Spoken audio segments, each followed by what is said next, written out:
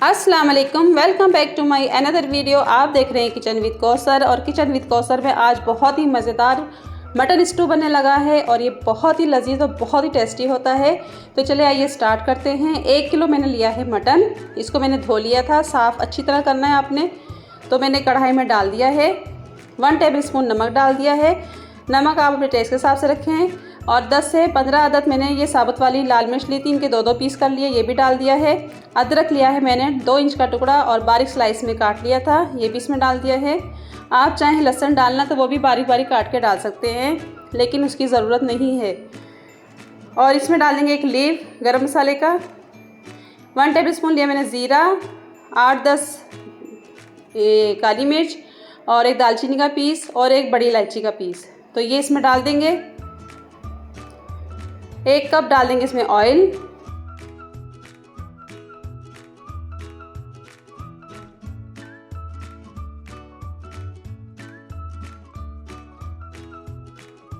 थोड़ा सा इसको कर लेते हैं हम मिक्स, ताकि नमक मिर्च ऊपर नीचे हो जाएं। और इसमें डाल दूंगी 2 गिलास पानी, क्योंकि मैं कढ़ाई में बना रही हूँ। अगर आप प्रेशर में बना रहे हैं तो 1 से 1.5 गिलास पानी डालिएगा, तो ये जल्दी गल जाएगा। और 5 मिनट का आपने प्रेशर लगाना है। तो मैं इसको बनाऊंगी कढ़ाई में, आधे घंटे में ये गलेगा गोश्त। तो इसको चलाने के बाद हम इसको कवर कर देंगे 2 से 3 मिनट के लिए।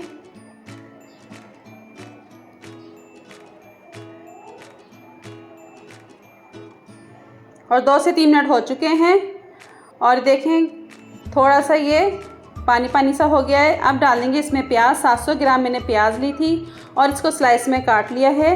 तो इसमें प्याज डाल देंगे और प्याज डाल के इसको करेंगे हम मिक्स। बहुत ही टेस्टी बनता है स्टू, बहुत ही मज़ेदार होता है और ये पराठे से तो बहुत ही अच्छा लगता है।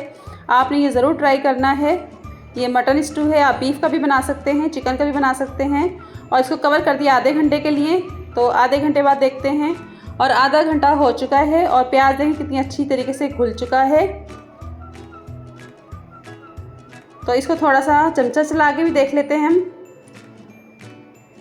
तो बोटी भी बाद में चेक कराऊंगी, लेकिन अभी इसमें डालने हैं हमने टमाटर लिए हैं मैंने 250 ग्राम और उनको काट लिया था।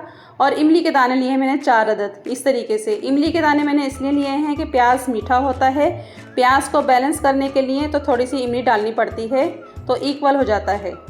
तो ये इसमें डाल देंगे हम और इसको करेंगे मिक्स।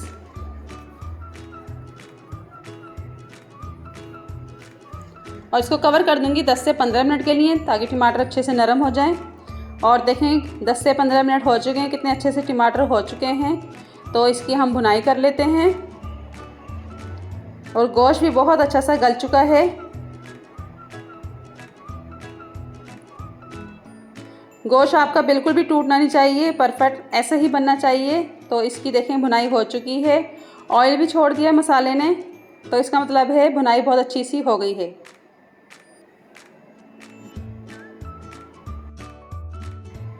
और मैं आपको बोटी चेक करके बताती हूँ। देखिए कितनी अच्छी सी गली है, एकदम ज़बरदस्त नरम मुलायम। ऐसी ही गलनी चाहिए बोटी, और गोश्त ऐसा ही गलना चाहिए। और ये एकदम रेडी हो गया है। इसको मैं डिश आउट कर लेती हूँ। और मैंने डिश आउट कर लिया है। ये देखें, आपको मेरी रेसिपी अच्छी लगे तो लाइक शेयर ज़रूर करें, सब्सक्राइब नहीं किया तो सब्सक्राइब ज़रूर कर दें, साथ बेल आइकन के बटन को भी क्लिक कर दें। और फीडबैक ज़रूर दीजिएगा कि आपका स्टू कैसा बना है। और दुआ में याद रखिएगा। मिलते हैं नई रेसिपी के साथ। अल्लाह हाफिज़।